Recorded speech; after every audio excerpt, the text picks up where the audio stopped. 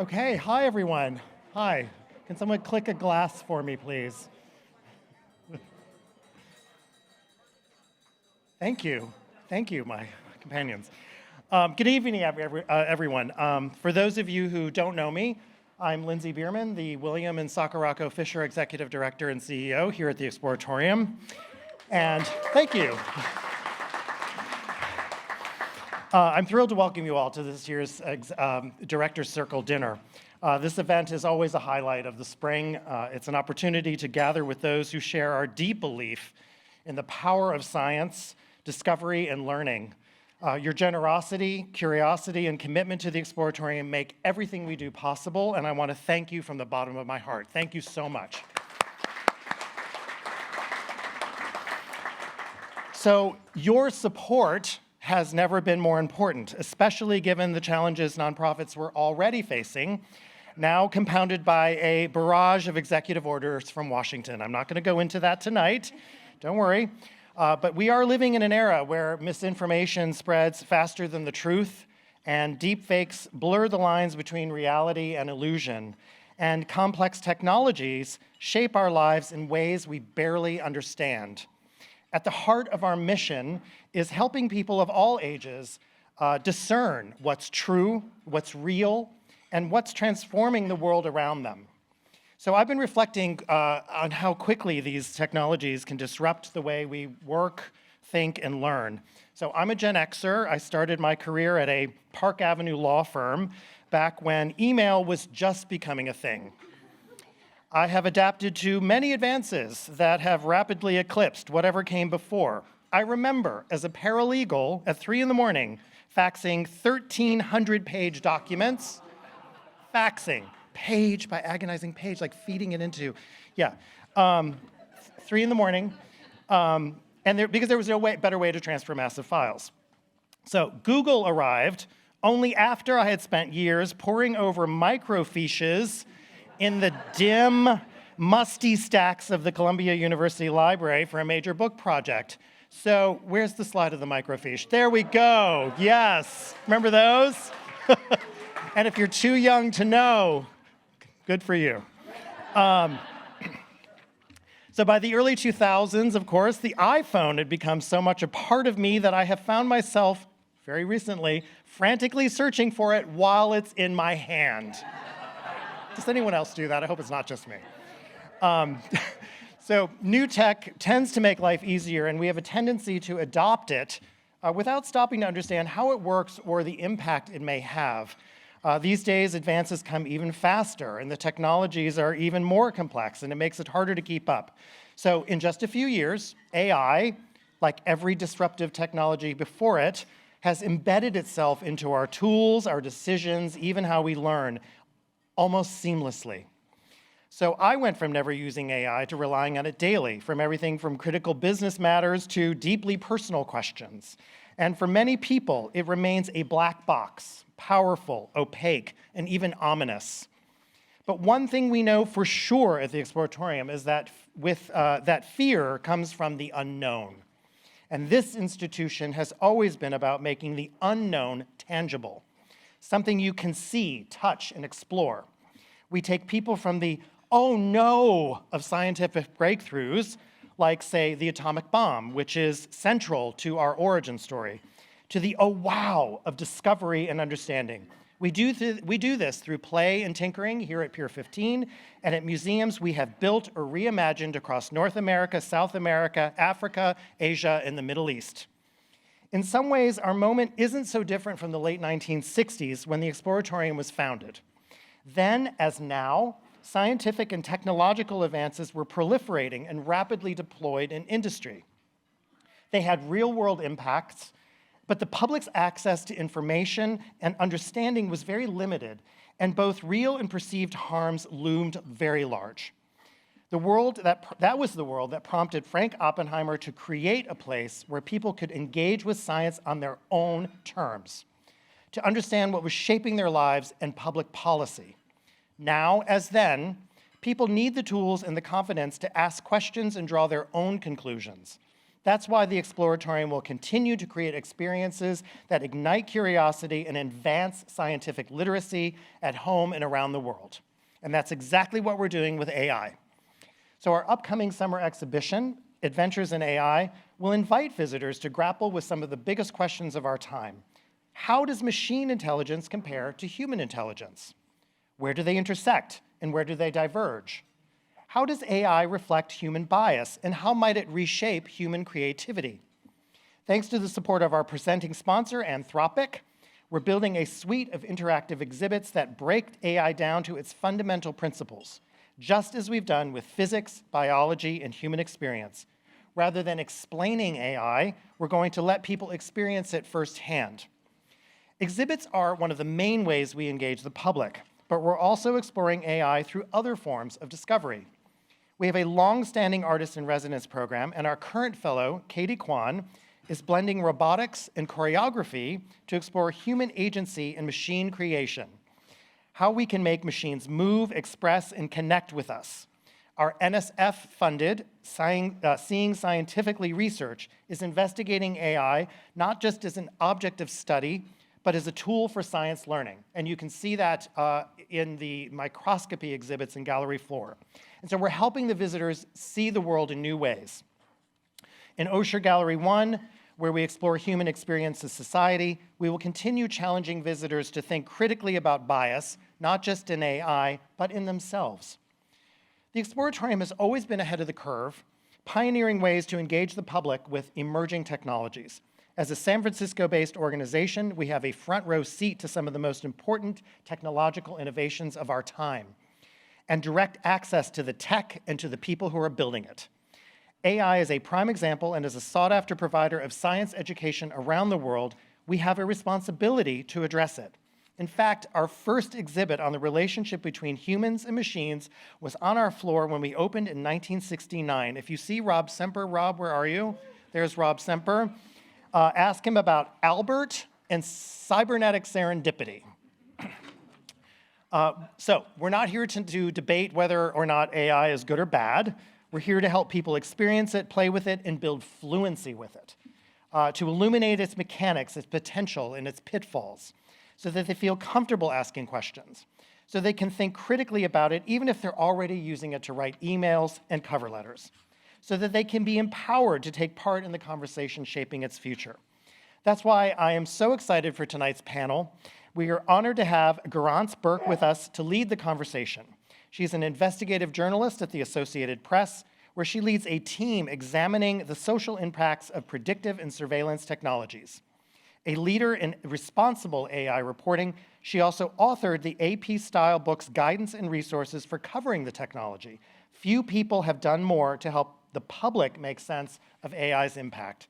She's joined by Mike Krieger, Carol Riley, and our own Ann Richardson, each bringing a unique perspective on collaborations between humans and machines. And Garance will give you a fuller introduction to our panelists. Finally, thank you all for being on this journey with us.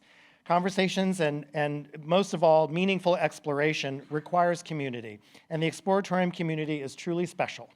So your support enables us to create groundbreaking experiences here at Pier 15 and inspire new ways of thinking and ensure that no one is left out of the most important scientific conversations of our time. So thank you again, and let's dive in.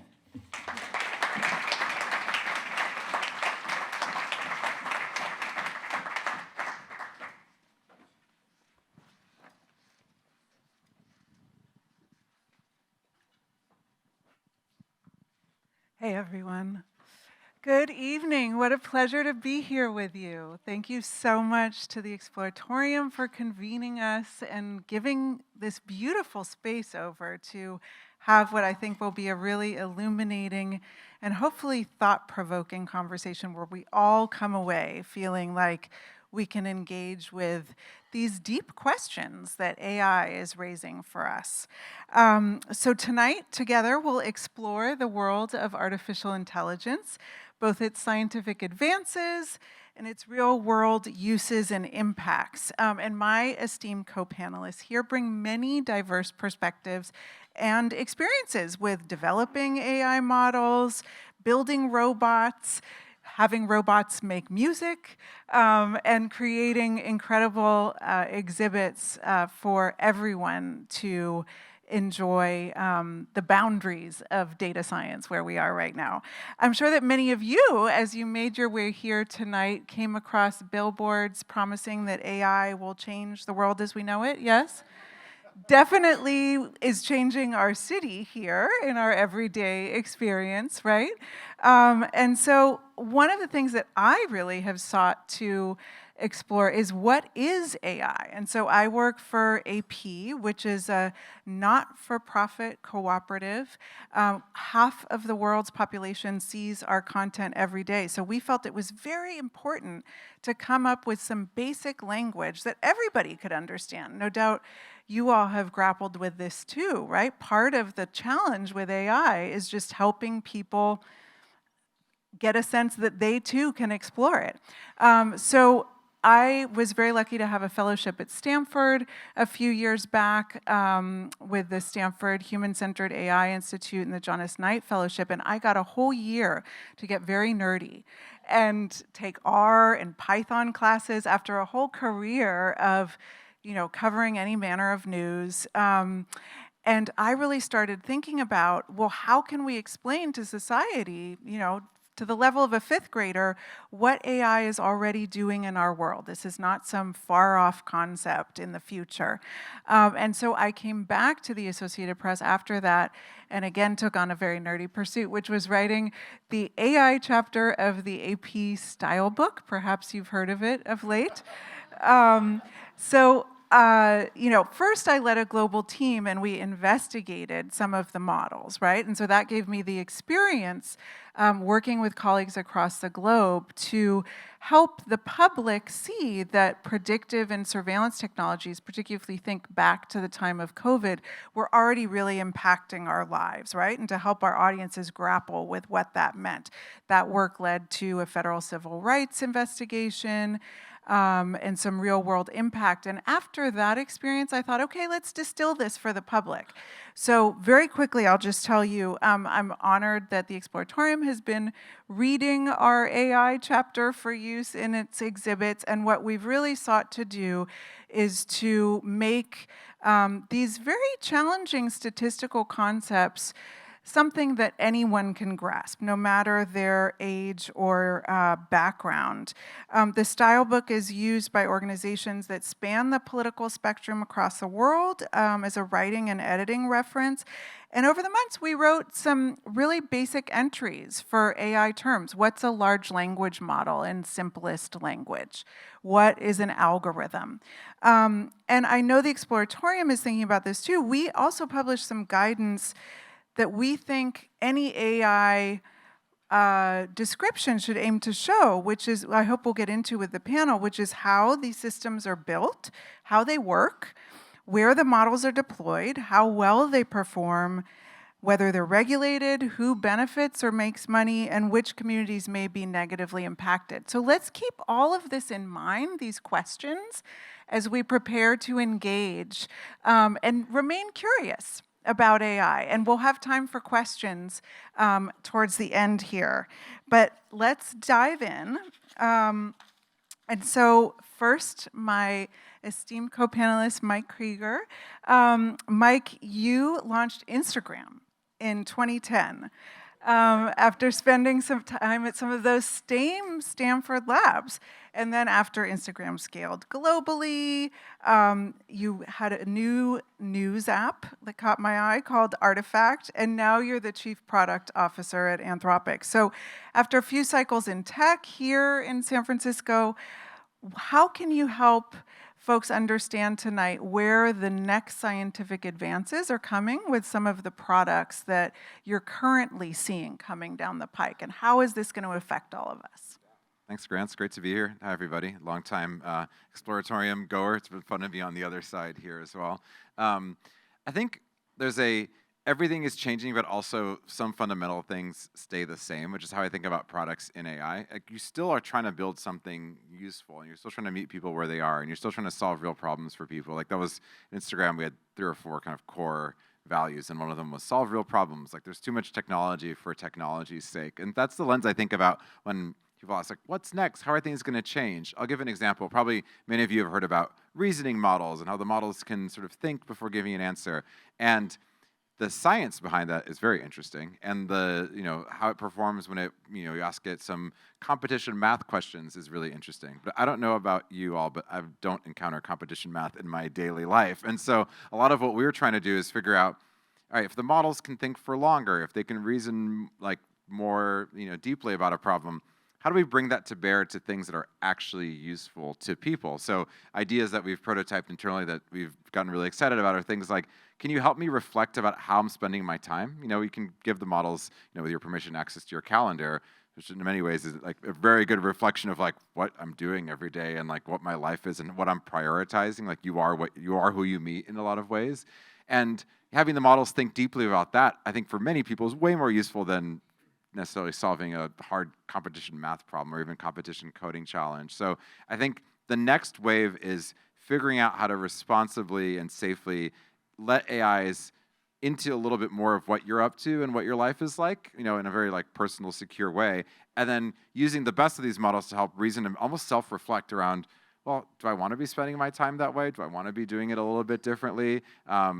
I've got this interesting challenge at work. How do I better, approach this particular thing? So bringing the models to bear to real problems rather than just more hypothetical, showy ones, because I think it's very interesting. The models have gotten obviously much smarter even over the last 3-6 months, but I don't know that for many people it's necessarily felt that way, because the things they're using them for are still, help me compose this email, or, write a poem for my daughter, that's her birthday, that kind of thing. And maybe the poems are a little bit better, but it's a hard thing to judge. So figuring out, again, like grounding it in use cases and then making it useful to people. And we get very caught up here in Silicon Valley that everybody gets AI and there's billboards everywhere. But the reality is for many people, it's just day zero still. Like, how do I use this thing? It's an empty chat box. Like, I can ask it anything. We get a lot of people who come into our user experience lab because we were trying to understand how people use AI. And many people, the first time, just use it like Google. They type 3 or 4 keywords, and the model's like, I think you're trying to ask me something, but that's not how I usually like talk to people, so I'm going to like figure it out. So I guess I'm trying to emphasize we have a long way to go. I think the main emphasis we have is trying to make it more personal and more useful rather than just more, like better and better at some benchmarks that don't actually really reflect how real people are using the product. Love that. And I want to bring in our second esteemed co-panelist, Carol Riley. So Carol, you've had a really remarkable career as a roboticist and an entrepreneur, now an investor.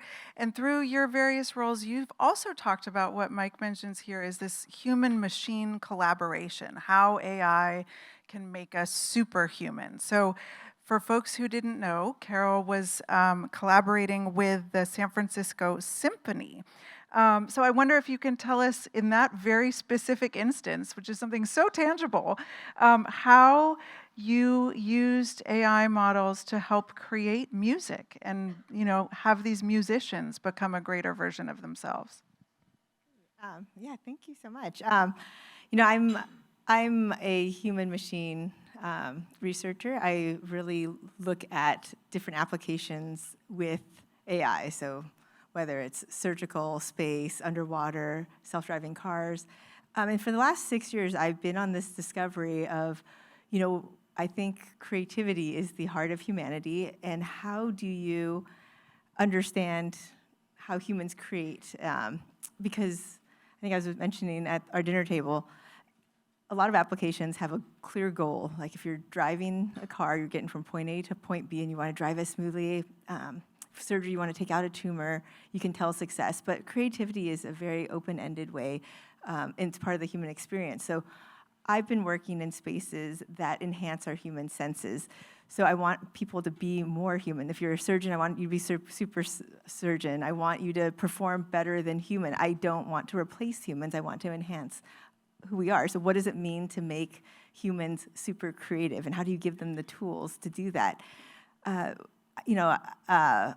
was pushed kind of in this direction of exploring music. I was on a panel, I was on the board of Harman Kardon, and with the San Francisco Symphony, I saw an opportunity to really explore different ways that technology could enhance either the audience point of view, the musician's point of view, the company's point of view. So I tried to look at it from different perspectives. you know, we had a soundbox performance about a year ago, so it gave me complete freedom. The symphony really trusted the curator to have 2 hours, symphony at full disposal. What would you do? So I picked 18 pieces and 18 pieces of tech that accompanied each piece, and I tried to do a sample platter, if you said, of the current AI technology and where it was at. So we had ideas like robot dogs dancing with a ballerina and seeing like what that interaction of human-machine collaboration could be. We had Gen AI videos. We had generated music. I had a piece I co-composed with OpenAI during COVID that was performed by the San Francisco Symphony that was on an album that was Grammy nominated. So I was like, I feel like there's different opportunities on like different ways that humans can interact. But I think my favorite piece that I think best represents the work that I do is a piece that focused on the human senses. So Richard Reed Parry of the rock indie band Arcade Fire, who composed soundtracks for like Her, etc. He had written a solo album that dealt with all of the passive sensors in our human body. So your heartbeat, your breath, so the musicians would incorporate that for part of the piece. And I was like, well, what about the brain? So I pinged him, and he was like, cool, do it. So I had Emotive, this startup in San Francisco. We projected an audience member's brain on the screen, had them sit at the edge of the stage, listen to the musicians perform. I had my heartbeat be the conductor, and we had the musicians, like a bass flautist, like actually perform with their breath with a piano accompaniment. So it was a beautiful, I think a holistic experience where the audience got to watch and hear a heartbeat and see a brain as the left and right brain literally like was shown. So I wanted, like that experience would not exist without technology, and it supplemented an audience experience. I felt like there's a lot of different ways. So that's a few use cases in the music space. Amazing, thank you. And let's bring in our third esteemed co-panelist, Anne Richardson, who many of you know from the Exploratorium here. So Anne, you oversee so many incredible pieces of what gets visitors to that wow that you were talking about at the museum here and in working with museums across the globe. I first came to the Exploratorium when I was a 6th grader. Fell in love immediately. I don't know if any of you had that experience. But I wonder, in what Carol's talking about with this sort of bringing that creative sense, that sense of curiosity to the fore for people who may not be familiar with so many of these scientific advances, how do you get a visitor to engage with a future they can barely even imagine? I love this question. That's the question, right? So hi, everybody. It's great to see you. So that's one of the big questions we're asking right now. When we built the Exploratorium, we were deciding what we put out here based on the kinds of learning skills that we thought were really important for people to have. So people were practicing making an observation and asking questions and trying things out to see what happens. And those are still really important skills. But when we look into, now and into the future, there's a whole new suite of skills that we think are going to become really important. So as we engage with things that require lots of perspectives or don't necessarily have one right answer, or need to deal with things like uncertainty or trade-offs, there's a new set of skills. And so we're trying to decide right now what those are. So maybe things like empathy or cooperation, or being able to deal with things like trade-offs to try out decisions rather than maybe one right answer. So those are really on our minds right now as we're developing this exhibition and as we think about our climate work, because these things have a lot in common, right? So we want people to get a chance to, of course, understand like what is AI and machine learning, how does it work, and we're great at making things that are invisible become visible. So like sound waves are invisible, but you can find ways to see them here.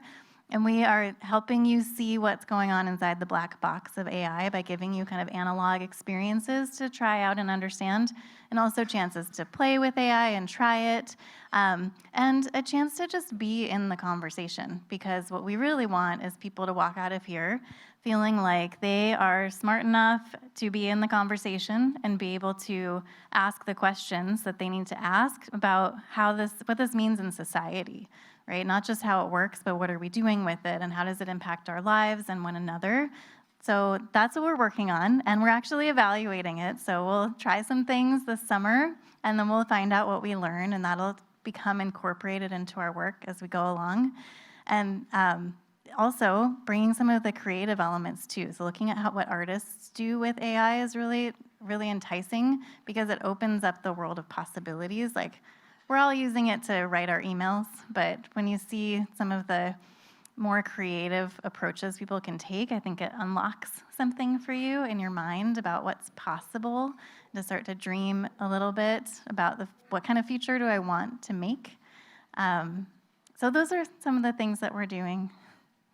No, that's wonderful. And, in journalism as well, it's really a creative process. And so I've also worked with colleagues to build algorithms that help us go through troves of data and documents that otherwise never would have been possible. We're really thinking a lot about these creative uses as well. But as you mentioned, there are these trade-offs. So some of what we've done is going from that real basic understanding of the style books definitions to build an ethical framework at AP around when we want to deploy these models and for what use cases. And it's largely unregulated right now. And in our particular case, trust is so important. Our use of the models, it begins and ends with a journalist, always a human in the loop. But I wonder, Mike, with all of your experience in the tech field, regulation shifts. Right now, in this particular moment, companies are largely putting up those guardrails for themselves. So what do you see as being necessary in order to make sure that as the models grow more and more complex and are put into high-stakes use cases, they benefit humanity and we don't run into really serious trade-offs? Yeah, it's an excellent question. So to back up a little bit, so I'm at Anthropic now. Our main model is called Claude, and the kind of origin story of Anthropic, the company is about 4 years old. It's a set of researchers. Some of you might have heard of GPT-3. That was like maybe the first breakout moment for some of these LLMs. They're some of the main people who worked on it. And actually left because they were at OpenAI. They left because they wanted to found a company that was much more grounded in responsibility and ethics in how the models are trained and deployed and how they scale. And so it was a big attractor for me in terms of trying to figure out what was next. I was winding down my second company. I wanted to be closer to the models. I thought that was where a lot of interesting work was going to happen. But I wanted to be somewhere where I felt like the right intentions were set and the right sort of behaviors were encoded, not just in good intentions, but also in how the company operated. So one model that we pioneered that we're trying to get everybody to adopt is this idea of a responsible scaling policy, which is basically as the models get more powerful, and we have kind of enumerated what that means, right? The model can do this certain action autonomously for this long. This model is now able, this is in the future, but able to potentially do some novel bio research. So what does that mean for potentially bad uses? And for each of those levels, we also have what will it take and what do we need to be comfortable with before ever releasing those models? So I think that sort of framework is really important. You saw some of that language make its way into SB 1047, which was an AI policy bill that California really wrestled with, and we were kind of the only major AI lab that said, at the beginning we said, well, it's not perfect, but it could be tweaked to be, something that we would support. And then a lot of those changes made its way into the final bill. Unfortunately, it didn't end up passing, but hopefully we can get that sort of energy either in California or even at the national level to have that sort of really clear definition of what are the current capabilities and not get caught up so much into how many parameters does the model have, but more so what is the model capable of as measurable by these independent entities, and then what will it take in terms of safety and security before we can deploy it. And so being at Anthropic is this fascinating experience of being simultaneously at a research lab, at a product company, and in a policy company as well. And so one of the co-founders was a policy person. He's our head of policy and spends a lot of his time grappling with exactly these questions. And hopefully it's not just self-regulation, because I think that only goes so far, but I think these things actually getting encoded into law is something that I think is really important. And I've already seen how Anthropic's sort of orientation towards that is causing more of that conversation to enter, which I think is really positive, but hoping for more of that as well. I'm wondering, you know, on a practical level, like on the day-to-day, when things are developing so quickly and there's so many contracts to bid for, et cetera, how do you make sure that those ethical considerations are really built into each step of the process? Like, what does that look like? Are Yeah. you red teaming every model at all times, every version? Like, how does it work? Yeah, it's a really concrete example. So we just came out with our kind of latest and greatest model, which is called Sonnet 3.7. AI, as I'm sure you all have experienced, have a lot of like numbers and names, but it is our latest and greatest. And you know, we were working really hard to get the model trained, getting ready for release, and ended up taking extra time to do all the extra safety testing that we wanted to do. Nothing in law required us to do so, but it was something in our responsible scaling policy. We said, you could make the argument that we didn't need to do this, but let's go ahead and do the extra safety testing. And then alongside the model release, we also have like a lengthy document that we call our system card, and all the safety reports that we do that really enumerates, here's all the thing we tested for. It presented this risk. We mitigated it in this way. It could have presented this risk, but we tested it really thoroughly, and we don't think it does at this point. And so I think the answer to your question is it gets embedded into every part of the development process, whether it's how we train the model, how we think about releasing the model, how we test it. We don't just rely on our own. If you hear this phrase red teaming, it's basically getting either internal or external people to like really push the model as much as possible to figure out what it can do to make sure that it doesn't demonstrate some novel risk. We don't rely just on ourselves. We also rely on things like the AI Safety Institute, which is a US entity, and there's a UK equivalent as well. So it's very much baked into how we release. And I had this moment, I was like, I want to get this model out earlier, and I was reminding myself, like, the whole point of this company is to show that you can do frontier development and be commercially successful, but still hold to these safety standards. And yeah, it might take an extra couple of weeks or even longer sometimes. It might mean more work from the safety testing team, or we have a whole safeguards team. But if anything, like if there is a legacy this company leaves behind, it is hopefully to show that you can do both, and it is not a this or that kind of trade-off. I was curious as to your thoughts as well, Carol and Anne. There's the internal guardrails for how the models are developed, right? And different ethical concerns that different companies bring to that. And then there's also how they're applied in society, right? And so I wonder, from your perspective, Carol, in the investment world now, how do you see this sort of policy space that we're in, where these really high stakes impacts could occur from the models being deployed, say, in everything from commercial use to warfare? Like, how do you decide what's the right company to invest in, and what kind of guardrails should be in place? That's a great question. I feel like AI is moving so quickly that it's really hard to keep track of the decisions that are being made in the last year or two that are probably going to have repercussions and impact the next few decades. It's a critical really a critical time in history. I've been in AI and robotics for 25 years right now, and it used to be what NIPS, which is now called NeurIPS, but it used to be 350 of us in a room in Tahoe, and now it's you got Mark Zuckerberg flying in, and it's there's a wait. I mean, it's tens of thousands of people who are AI researchers, or my dad is sending me articles about AI. So everyone is. It's so mind-boggling to me. What has happened in the last 2-3 decades, and I've worked in highly regulated areas. I believe that the two drawing factors for me are I would like to see robots out in the wild. So I would like a robot, whether it's a self-driving car or a robot in every hospital. And on the other side, I would like my own personal mission, and what drives me is to help save lives. And And I do think AI right now with creativity, it's really kind of in a way like saving humanity, right? I feel like this is a time where ethics matters. It's hard. I went to undergrad at Santa Clara, which is like a Jesuit Catholic school where we have to take like 3 ethics courses.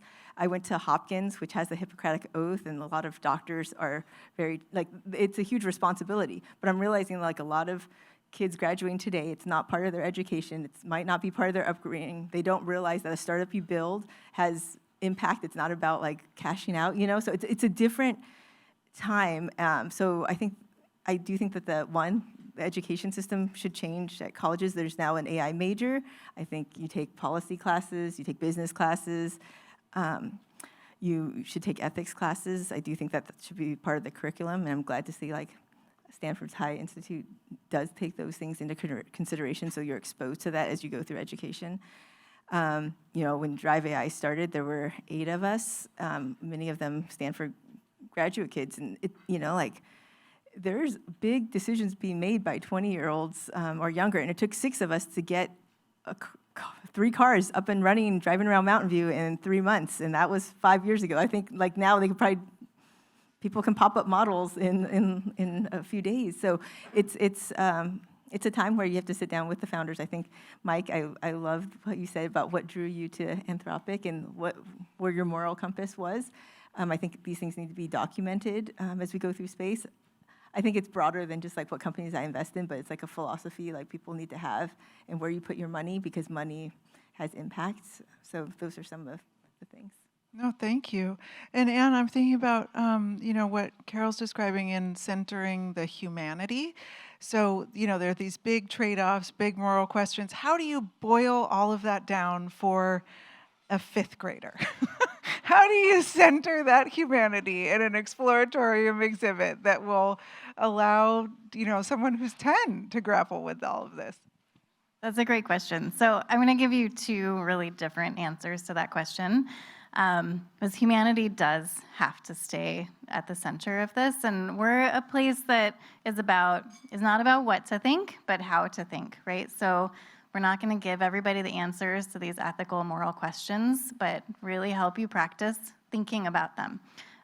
So one answer is about how are we using AI as a tool for learning. So we're thinking about embedding AI into exhibits as a learning tool that supports your learning. And AI is going to become a part of education systems no matter what, right? So good if the Exploratorium participates in that early thinking. And the obvious answer is like AI will give you the answers to the questions. Like you ask a question, like, what is this? And it will tell you what it is. So we're trying to flip that so that you put the person who's the learner back in the center in the driver's seat, and the AI suggests some questions you might want to ask, and you choose which question you want to ask, and then it supports you in trying to do your exploration. So like Lindsay said, you can check that out in the microscopy area. So we're trying to help people look through a microscope the way a scientist does, using AI as the supportive tool, but really it's about the learner driving it. So that's a very human-centered approach. So that's on one side of it. And on the other, thinking about these ethical, moral, philosophical questions.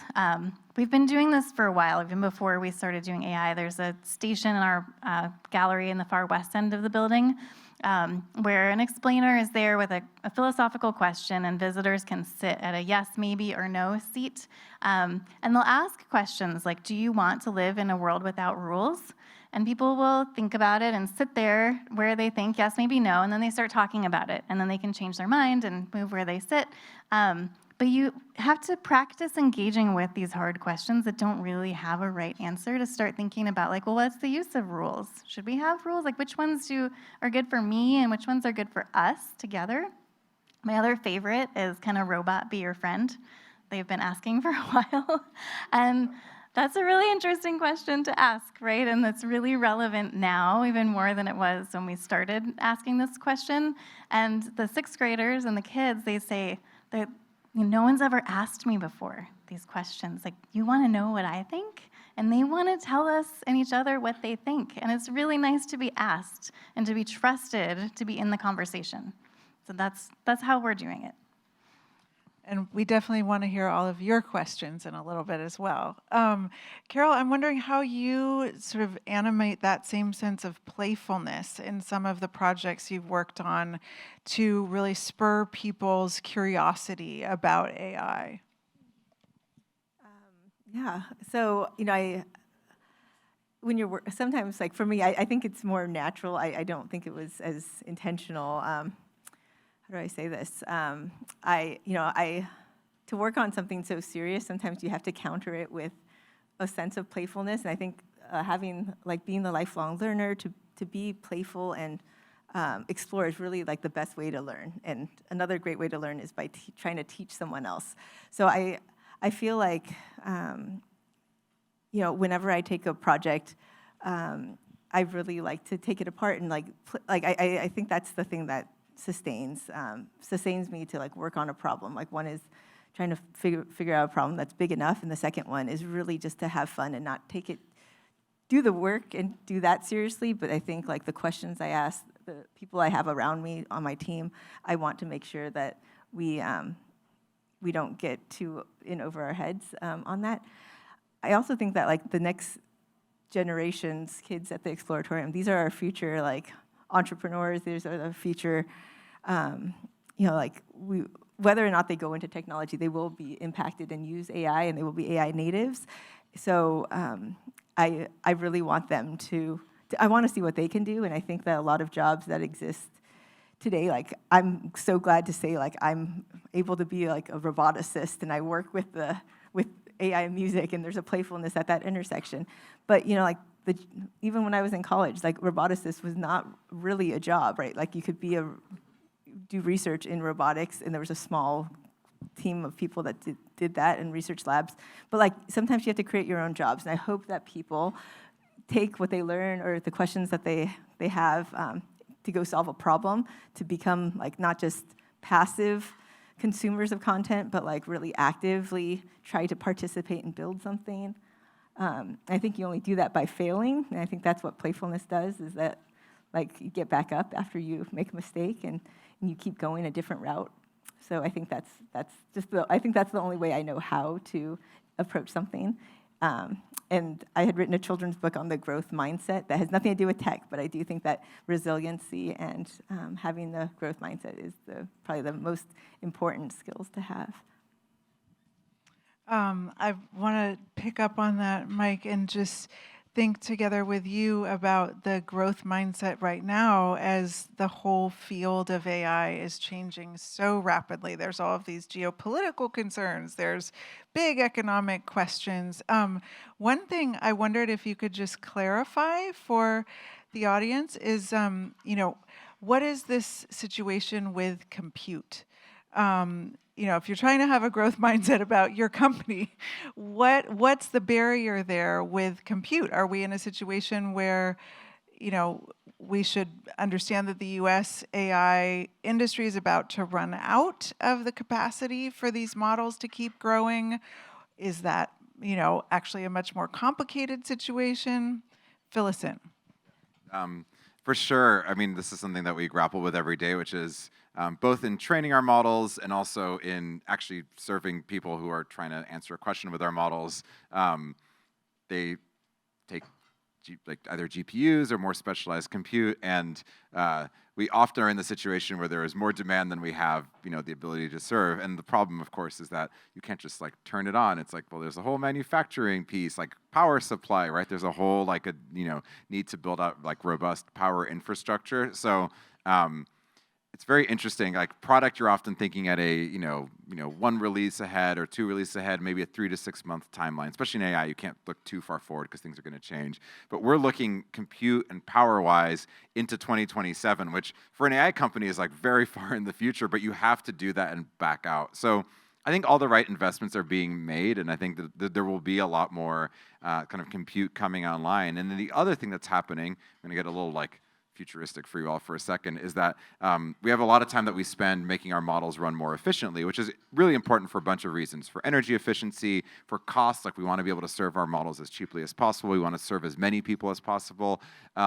And so that's a big focus of our team. And what eventually is going to happen, and is already starting to happen inside Anthropic, is the models themselves, this is where it sounds kind of like meta, are able to optimize their own code to run on this compute. So I'm actually very optimistic about our ability to scale both how we train and how we serve models, partially because the models are so good at doing software engineering and optimization, and so you get this self-improving property, which should hopefully mean less power draw, greater compute available, more training, and like also the US staying ahead competitively as well. But compute, it is a, if I don't hear the word compute or servers or GPUs once an hour, something's gone wrong at Anthropic. It's very much like in the air in terms of what we think about.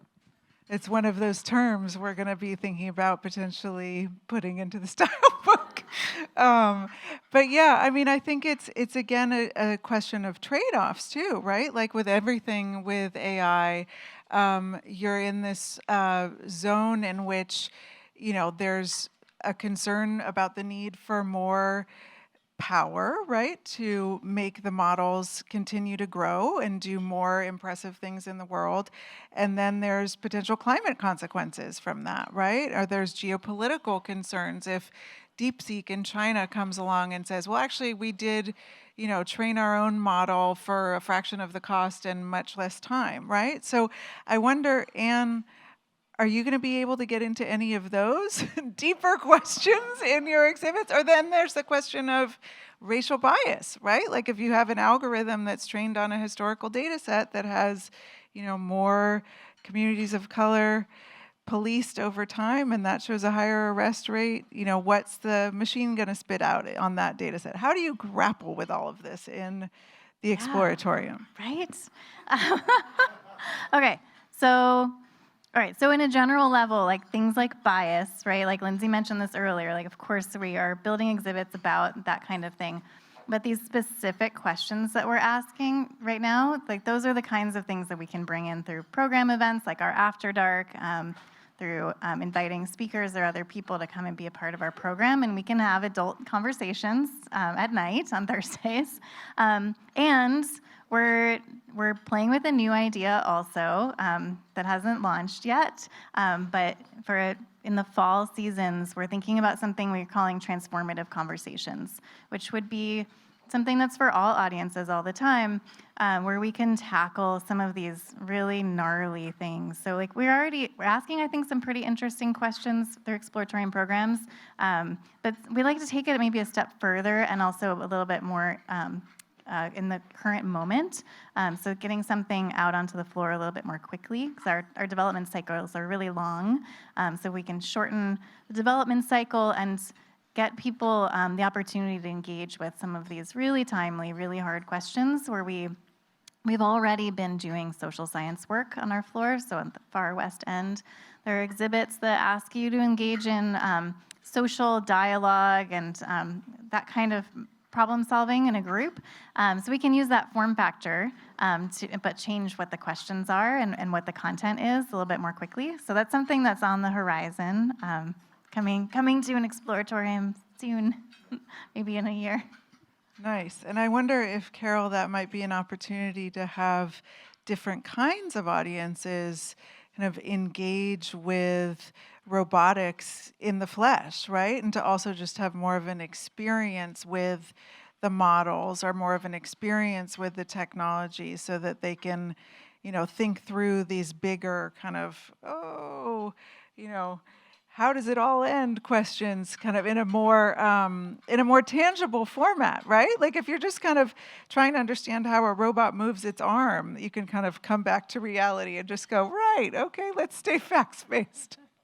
Yeah, and sometimes it's really hard to, like the grad student at like 3 a.m. when the robot finally closes its grippers, it's a lot of work for it to do something that you want it to do very clearly. I think it's fantastic that the Exploratorium is doing this AI exhibit and kind of leading the field of what that would look like for young learners. I think I'm contributing to the the Adventures in AI exhibit this summer, and the exhibit that we're designing is like a sketch to music video for kids. So I think we're really interested in collaborative AI, like where more than one person are working together.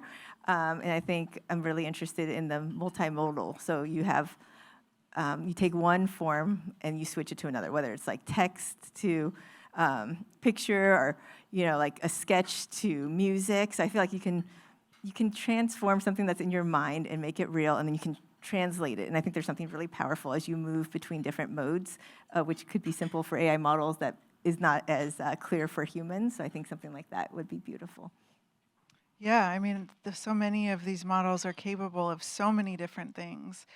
So let's open it up to your questions now. No question is too basic or too complicated. We have a couple folks running around with mics, and please let us know what's on your mind. Mike, this one's for you and the other panel. So there's a lot of people in the room that have resources and time, and we're thinking about in the current environment we're living in right now out of DC, how can we all have a greater impact and leverage AI and leverage technology? We're probably all getting the text messages like, send 12 postcards to 1600 Pennsylvania Avenue.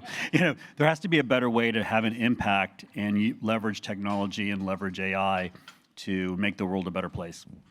That's a really, really good question. I like your two very different approaches to answer. I'm going to steal that. But in this case, there's maybe there's the bridge building side, and then there's the advocacy side. On the bridge building side, I'll give an example from inside Anthropic, which is, I don't know how many of you have worked in tech companies, but sometimes like your designers and your product managers don't get along well. The designer wants to keep designing for a year. The product manager wants to ship yesterday. And we had two that had really come to a head, and it was like getting critical. And I was like, I don't know how this is going to move forward. And one of them had the idea, like, let's explain all of our differences to Claude and see what Claude says. And Claude devised like almost like an intervention between the two of them. And I kid you not, they came out of that saying, I really see this other person's perspective now. Like, I understand what they're coming from. And it's able to be this sort of like neutral party. It's not to say that like we're all just going to like, get along perfectly, but it is, I've found it useful sometimes to be like, how do I look at this from another side? And like, how can I actually communicate and like break through in that side of the conversation? So I think there's that piece. And then on the other side, I think actually I'll have three. The second one is really poking holes in your own thinking as you sort of build a stronger argument for whatever you're advocating for. I use Claude for this all the time, which is if I'm preparing a presentation or I'm preparing a persuasive document, I'll always feed it through Claude and say, what did I miss? What else would you say? Like, how would you disagree with this? And it kind of sharpens my own thinking. So maybe that's number two. And then the third one, it can just be a very helpful project planner. So if you are organizing some advocacy or you are trying to get a group together, having it kind of have learned from the wealth of a lot of different experiences and kind of prior art, and then be able to apply it to the situation at hand, I think is really valuable. I'm seeing my wife, she's organizing a major event, and having seen it, all right, these are the different steps you might think through. Can I help you here in terms of like writing the project brief? Can I write the emails to all of the invited speakers that you're putting together? So, we really think about like how do we help people become more of themselves, or like pull off things that this kind of goes to what you were saying earlier, like pull off more than what they were capable and become, a super organizer in this situation. It's very much, I think, in the realm of what the models can do right now. Like, are they perfect? No, but are they going to give you even sometimes like a little coaching or a little leg up or a little motivation? Like, I don't know how to get started thinking through like how am I going to even organize this advocacy group? Well, it can help you get over that initial like hump of inertia. So I think all of those are ways in which it can be quite helpful. I'm going to start doing all those things. With LLMs, what is your definition of creativity? I'm going to steal this one, but actually, Carol, I think you'll have much more interesting thoughts than me. I'll just actually quote something that I went to see Ted Chiang, who's a short story and science fiction writer, right? And he said something very profound that has really like shaped how I think about LLMs and creativity, which is creativity is the output of a lot of choices. So if all you're doing is like making one tiny choice, like prompting an LLM, like write me a short story about, whale watching expedition going to the Farallon Islands. Like, you've made 3 choices there, but when you think about a story, it's the output of so many different choices. And I think to really become an act of creativity, there has to be a lot more of that back and forth, which sometimes we can get. For example, we try to get Claude to ask you questions before just jumping in. So I might say, sure, but like, let's think about this together. Like, what happens in this story? You know, is it a hero's journey type arc, or is it something else? And you know, it's not 0 or 1, but if 1 is all of the choices being made by somebody like writing something manually and not resorting to anything, even like a thesaurus, and 0 is write me a story, which like you've made 0 choices. Like, I think creativity ends up being on some continuum, and there's some, you know, place where it starts feeling a lot more, oh, right, interesting. You've created something novel because either you pushed the model in a place where it wouldn't have gone normally, or you've made a lot of choices, or you've asked it to change something key in the story. So that's how I think about creativity within that space. Between a human being and AI, as opposed to an inherent characteristic of Yes. the AI. I think that's a really nice way of putting it, yeah. No, I agree. I'll follow up on what Mike is saying. You know, like we ran this experiment. I started this nonprofit with my friend Hilary Hahn, who's like a famous artist, a violinist. And so we pinged a bunch of composers who had done that for a living and were very skilled at it. And we wanted to make them almost essentially like artists in residence at these tech companies to have the artistic voice. We had them utilize the tools. And it was just interesting to see how novices and experts use the tool. You know, I think there was a lot of constraint with the current parameters. I think like the experts, novices, I thought, might want them to auto-complete certain notes, right? You might want it to fill in, you had like some melody, but you wanted to help them fill in the rest of the piece. And then it was interesting with the experts because they had a lot of more examples in their head and they saw different paths. What they loved was like the failure cases. So when something sounded quirky or fun, that was like an option they hadn't thought of, and those were like the most interesting, and they like centered their piece around almost like failure pieces or things that their mind couldn't utilize. So I think, you know, as we work with the models and there's this back and forth that happens, I think that's the most interesting. No one wants to hit just hit a button and have that complete your essay. I think original thought comes from refining, questioning, and, you know, I think really honing our own thinking. And I think same thing with different types of art, like whether you're writing a story or if you're creating music. I do think that you're looking for alternative twists that surprise us as humans. And I'll just jump in really quickly to say, you know, since we work at a nonpartisan, fact-based, independent journalism outfit, we think about creative uses and ways to use AI to get our facts to more people. So one thing we're doing, for example, is using AI for translations in Spanish, but there's always a human being at the start who created the article in English, and then there's an AI translation, and then a human being who reviews that translation at the end. So I think that there's you know, different ways you can account for some of the models' still capacity to hallucinate or come up with things that in one setting might be really creative and idea sparking, and in another setting, you know, could go against the public interest. So I think there's still the possibility for creativity in that, right? Next question. Okay, maybe I have to go to the next 4th grade level. I'm not sure, but we'll see. But I'm curious, how is the data that AI uses to create an email or perform robotics or whatever, how is that data being validated? Is it proprietary? Is it just the internet? Or how do you know that when it makes a decision to write a sentence, that the data it's using is good? I think it's both a very deep question and also something that like we wrestle with a lot. Because, for example, if you go to Claude.com right now and you say, write me an email about X, it has at that point, no context about you, right? So what it's going to do is kind of draw upon everything that it's, you know, trained upon. It's, you know, gone out on the internet in the past, but it's probably not going to be really grounded in what you want, right? And what you are trying to say there. And then when you mix in your own context, like, all right, I'm trying to write an email to, you know, a long lost friend about X, or in response to you know, I'm trying to apply for a job and here's what I'm trying to say. So one of the things that we're really looking at is when it does compose something, whether it's an email or a document, and it needs to refer back to something that was something that you had provided it, to make sure that it's really connected to that. So when it writes documents, for example, you can ask it to say, cite it, in a way that a real, reporter would, or somebody who's writing an essay would, and say, it's not just a random fact pulled out of thin air or potentially from the internet, but something that I provided it back. And so I think the more the models are trained and do that citation process and referencing process, the more there will be that trust around, well, did I actually tell it to do that in an email, or was that just something that it decided to do? And I think that'll be like increasingly a part of how we think about even like asking the models to respond to you, the people asking the questions. Like, make sure you ground it in something that the user provided. Don't extrapolate unless asked to extrapolate.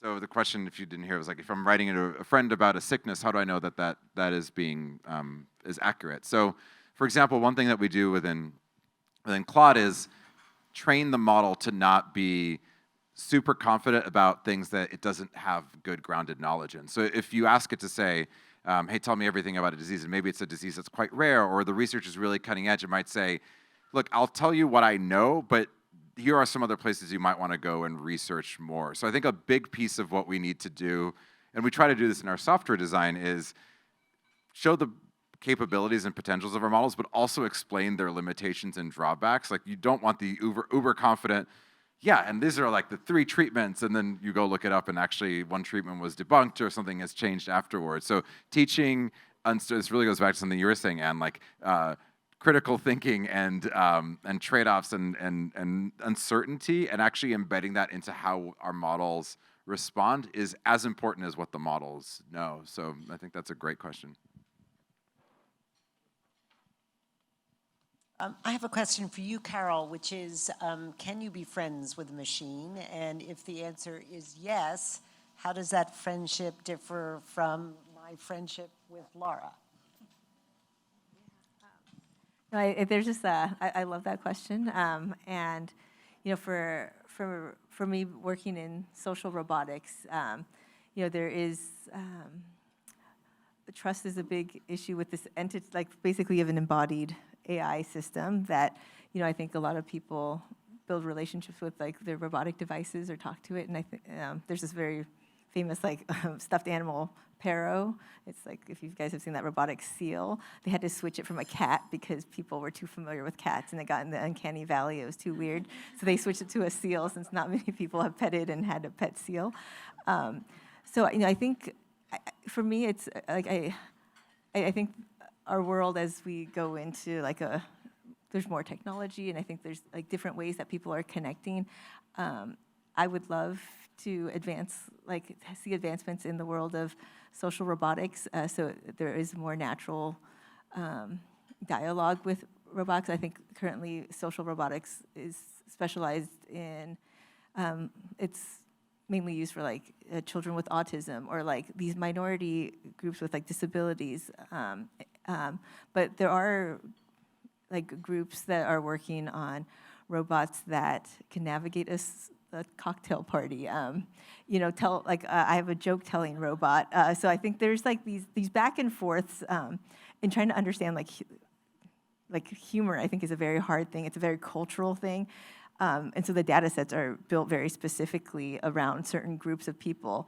So imagine this joke-telling robot, you guys in the audience would hold up green or red cards to see if that joke flies, or if it's location-based, San Francisco specific jokes.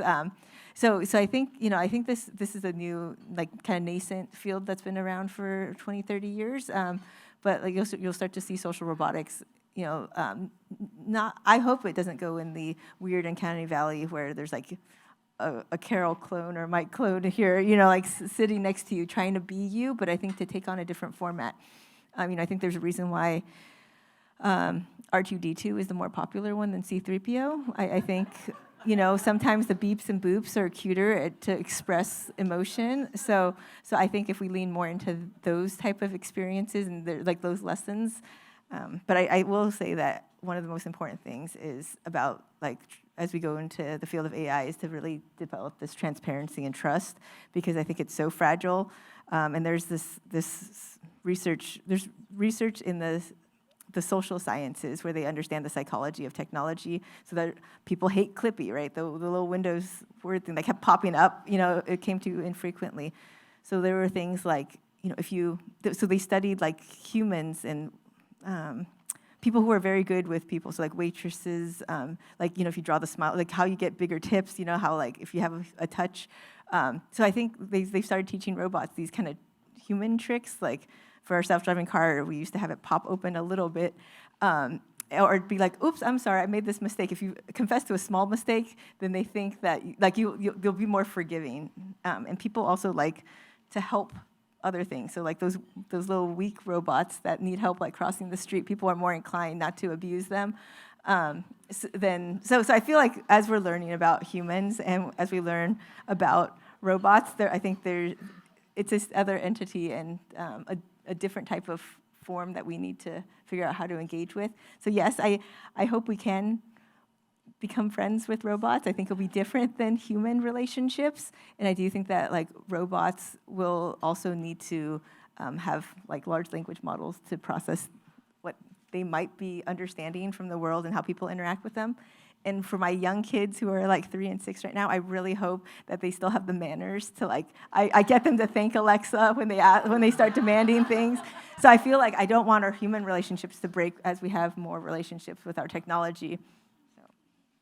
Yeah, and I think that's such a great question and such a great answer, because, sometimes robots are being considered for really sort of poignant emotional uses, caring for an elderly relative. It's maybe just a number of sensors in a hospital room, but that's a very high stakes situation, right? If your relative falls and the robot fails to detect it. So I think these are all going to be moral and ethical questions that we're grappling with in our personal lives, politically, as well as here in San Francisco in the tech industry. I think we have time for one more question, if anyone has one. Yes, please.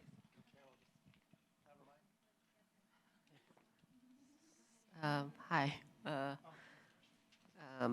Actually, I want to ask, just speaking from someone who's not American,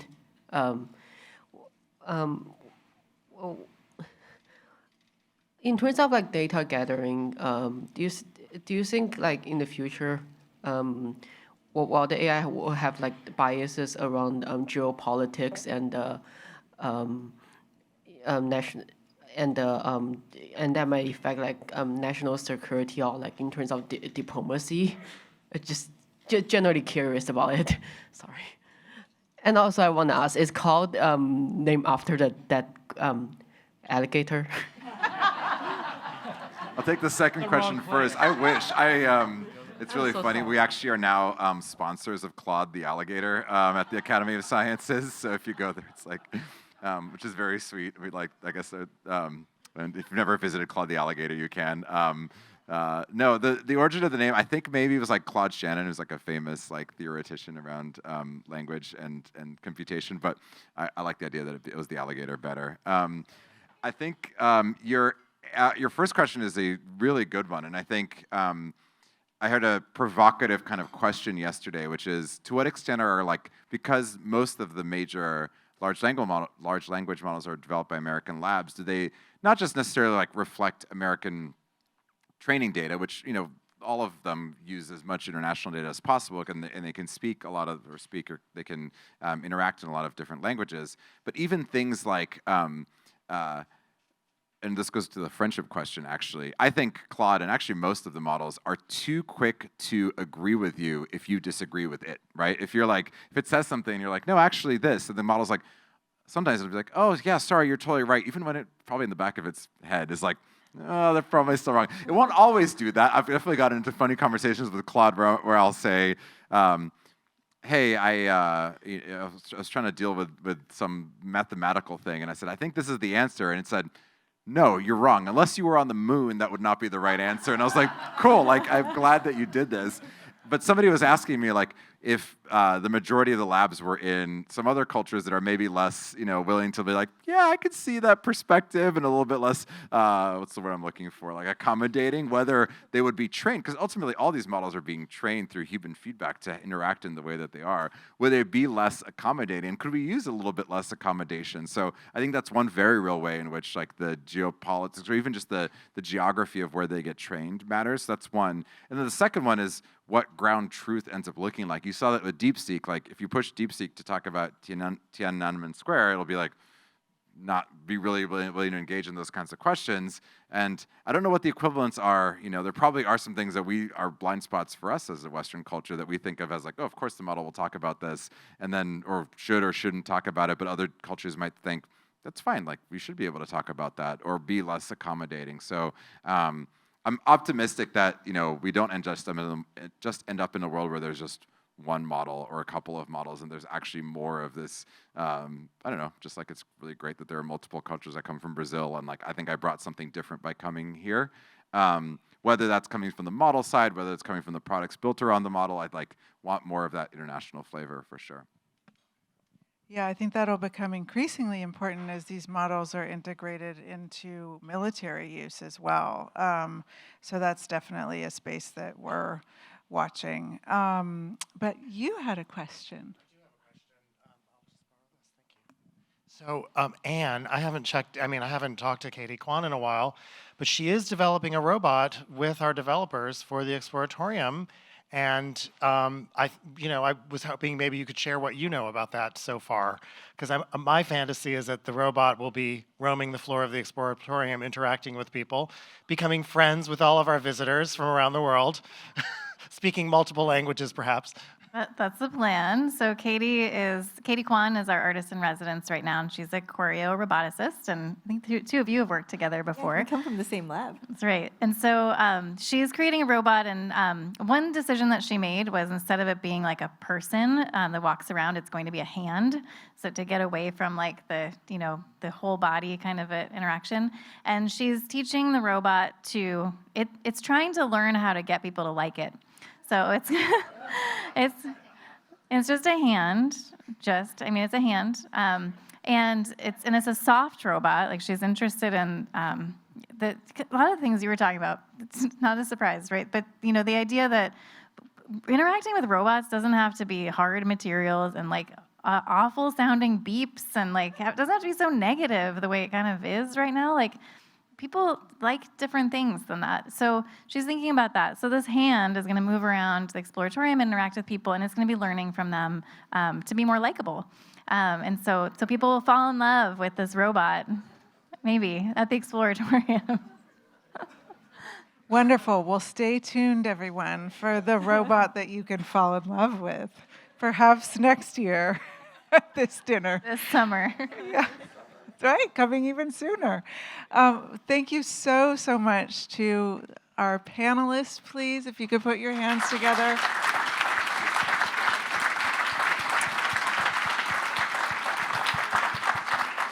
Such a pleasure to hear all of your many insights and experiences. And thanks to all of you for your wonderful questions and this illuminating conversation. Thank you to the Exploratorium for being what it is and having us here tonight.